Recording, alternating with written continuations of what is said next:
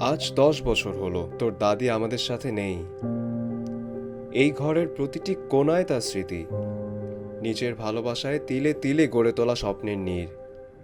কিন্তু আজ অযত্নে, অবহেলায় পড়ে আছে সব জায়গা। পাড়ার ছেলেগুলোর অত্যাচার থেকে রক্ষা পায়নি বাইরের দেয়ালটাও। তবে কি এভাবেই ধুলোয় মিশবে তোর দাদির নিজ হাতে গড়া এই সংসার?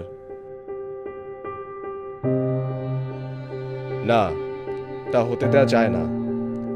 ঘরটাকে এবার রাঙাবো তোর দাদির প্রিয় নীল রঙে।